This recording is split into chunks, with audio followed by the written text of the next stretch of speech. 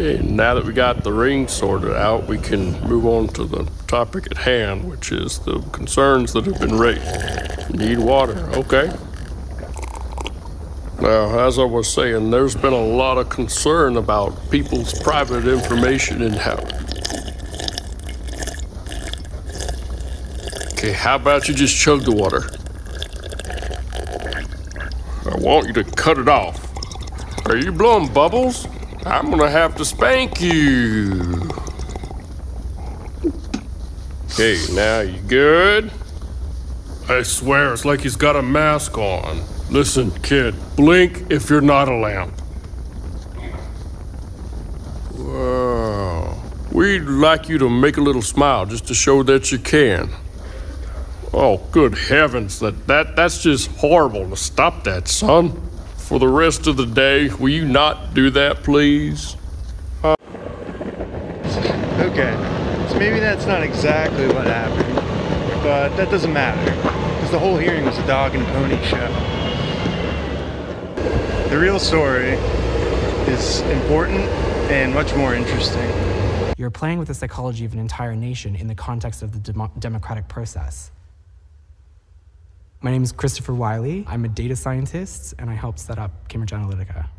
The pitch was that we were going to combine micro-targeting, which had existed in politics, which was, in part my background, but bring on boards new constructs from psychology, so that we wouldn't just be targeting you as a voter, we'd be targeting you as a personality. We spent $1 million harvesting tens of millions of Facebook profiles, and those profiles were used as the basis of the algorithms that became the foundation of Cambridge Analytica itself. The company itself was founded on using Facebook data. So you've harvested my data, and then you've used that to target me in ways that I can't see and that I don't understand.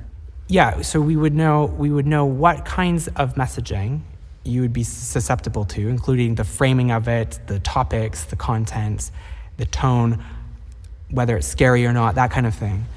So what you would be susceptible to and where you're going to consume that.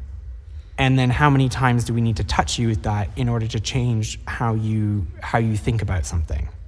In addition to having, data scientists and psychologists and strategists, they also have an entire team of, creatives, designers, videographers, photographers. They then create that content. That gets then sent to a targeting team, which then, injects it into the internet. Websites will be created, blogs will be created, whatever it is that we think this target profile will be receptive to. We will create content on the internet for them to find. And then they see that and they click it and they go down the rabbit hole until they start to think that, something differently. It's incorrect to call Cambridge Analytica a purely sort of data science company or an algorithm, company.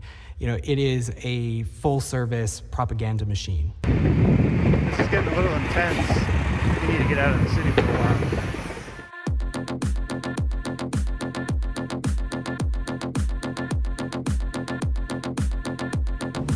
The Facebook hearings in Washington may have been equal parts inquisition and farce, but it looks like something much more serious for Facebook is happening across the pond. New European Union regulations will go into effect next month. And according to The Economist, the new rules would slap Facebook and companies like it with high fines for sharing user data in a way that breaches EU privacy laws. The new regulations are rooted in a fascinating case from a few years ago, when Ireland's High Court determined that Facebook acted illegally by transferring personal data of users to the US, where it was subjected to government surveillance.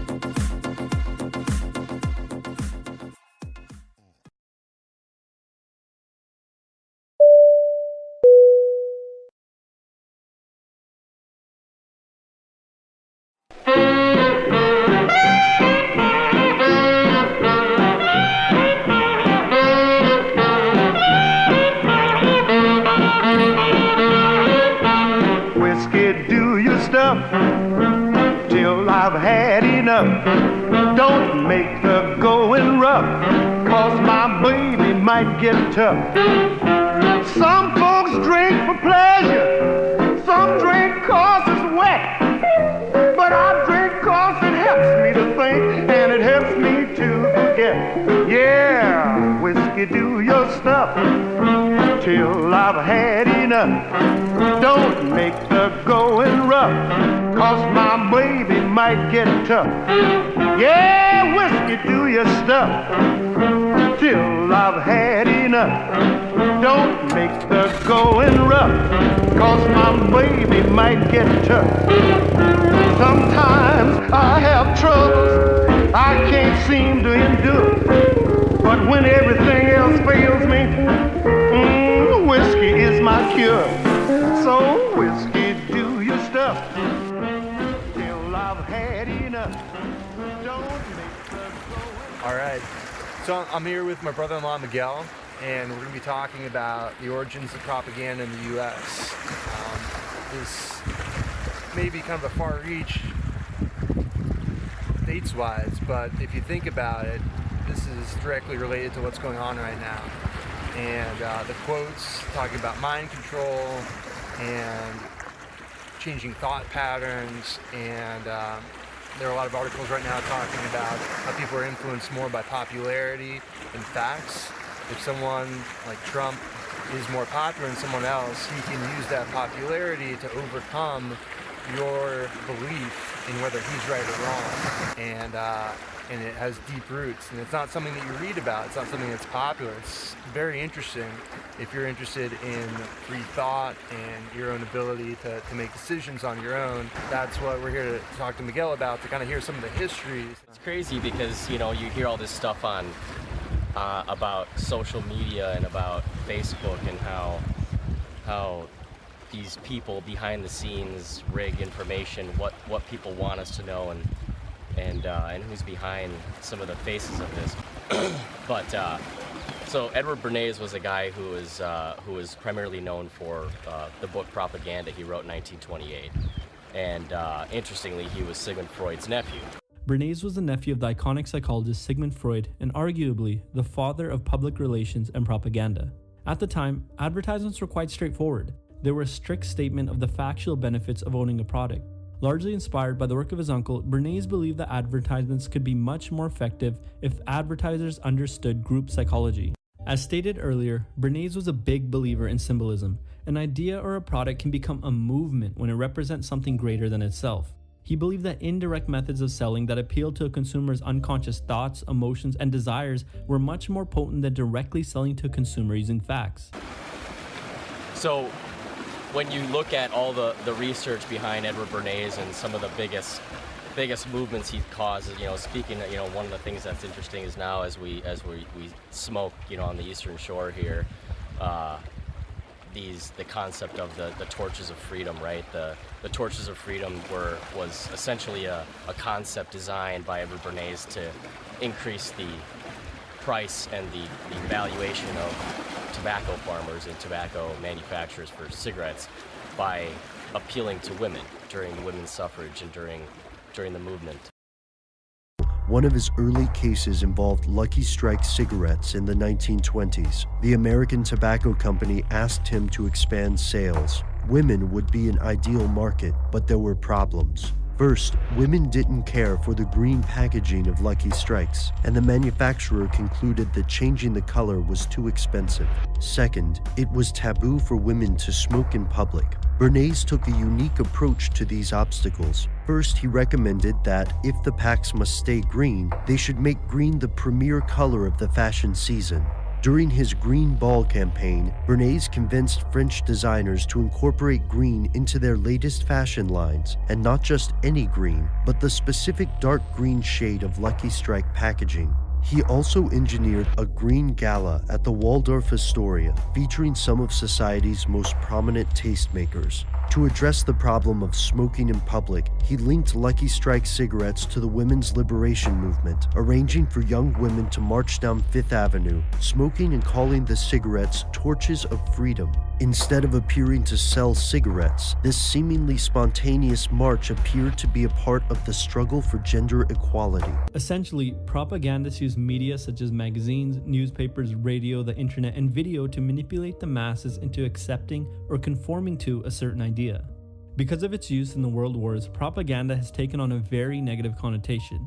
It manipulates people into adopting a particular belief or doctrine with the intent of removing their autonomy. The term propaganda was essentially appealing to the masses to get them to do what you wanted them to do through behavioral psychology. Now, the term propaganda has a lot of negative connotations, so Edward Bernays came up with the concept of, why don't we change it to something that people don't really know what it means, and change it to public relations, something that stayed nebulous, but something that still had the same definition.